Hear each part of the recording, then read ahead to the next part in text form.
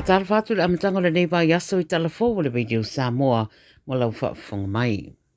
Momo atu mai Amerika ma Iran o saunoa Donald Trump ma liputia le CNN o matua I mamafa lava o swainga Amerika ia Iran ma usaso o po iwa o swainga.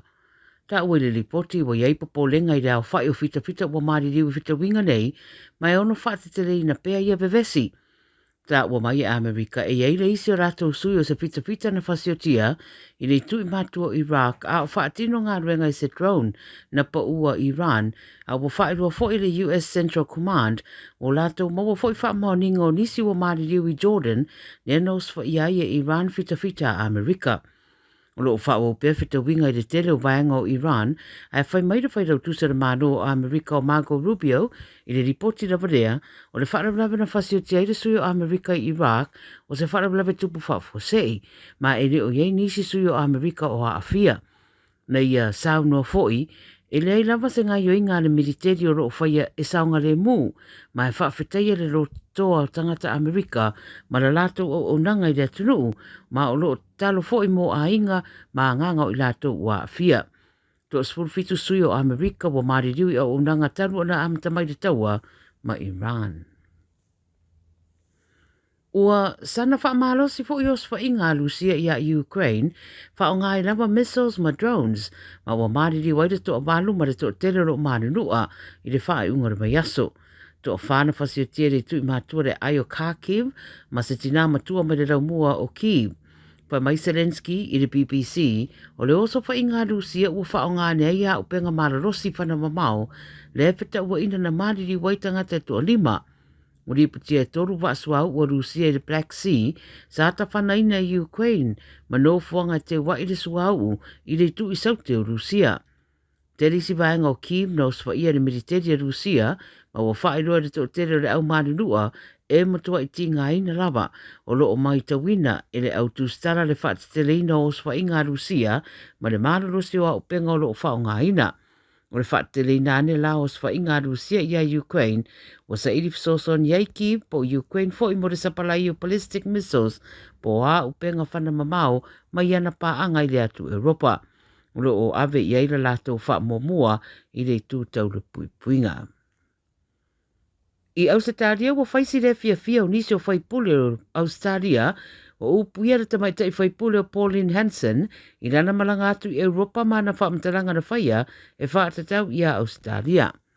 Pēona sira fia o Hanson o le taita I rabang whaapwhaia One Nation ma a o iai lana whai ngā malanga le atu Europa sa whaatara noa I au whaasararau I mata upe au fiei Australia a me se rawa ni mata upe whaatatau tangata whai maranga mai le atu nuu immigration. Whai rosa whina ngalo le ri pāramia Australia Anthony Albanese I whamataranga ua whaia e leta mai te whai pule mai e tā ua I o lea mio whaaria Hanson I rana malanga lea I Europa ua le talawhia ngai. E meise ua malanga atu I atu nuu ma whai ei whamataranga I tangata ma tau maua lalo ai Australia.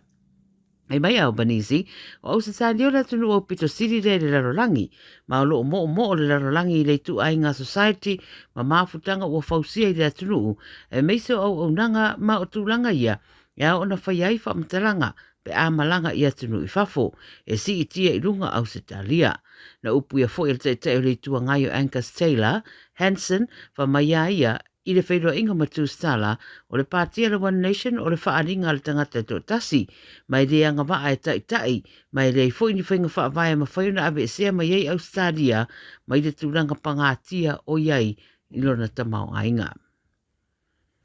Ma le Pasifika, o tai o le Pasifika mai lātou ngāri rua mo le sio manga, o whaailoa whina ngalo lātou te le langolangoina, le fuafuanga a Amerika mo le whata watu minerale e maua mai o ngā sami latane I Amerika Samoa. Pa mai le ripoti la Radio New Zealand, lea ngā yoinga na whaailoa ane o whaailoa I le tusa ma le pitu spuru wafe o whina ngalo whaaria ma le Pasifika, ma whaailoa I o lea ngā yoinga o le a whaamata wai I anga nuu o le Pasifika ma lona sio manga ma le tūlanga tau le soifuanga. O whaailoa fo I a whina ngalo le mai o le Wholasanga mai le Bureau of Ocean Energy Management wa tā ua I le tuina atu le whaasisilanga mo le lisio o ngā samia ma le whaatawina o le minerale maua ne ai I a tupe E ono sifuru wafaso ua lipotia e te tawana ilo ai le kovana o Amerika Samoa Pula li i Nicolau Pula lea fuafuanga Amerika ma whaero ai se pinangalo le malo. Ua mai a whailoa le tele o finangalo me le Pasifika e le pia mana na o e whaatawina o na masa ma o ngā sami.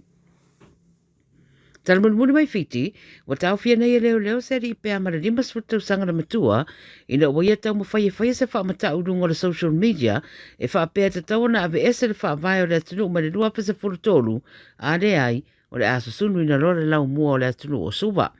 I se wha mtaranga wa wha mtu mai leo a fiti o ta wai, o lo o wha au wauso e suenga i le teminei, a o lo fisiringia leo le rirea, po le a le sao o ana wha mtaranga.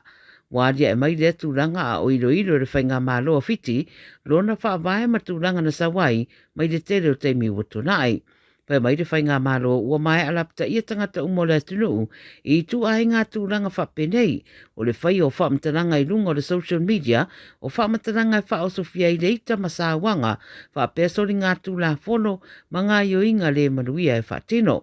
E wha alo alongia le malo le wha ilo fina ngalo malangona pe ona ta ua le ripoti ai au na whaia ma le wha alo ma ua ne isori ai ma le tūla whono. Tara nara video sa mo le ne yaso manuia ngā ruenga amata o le nei mai yaso.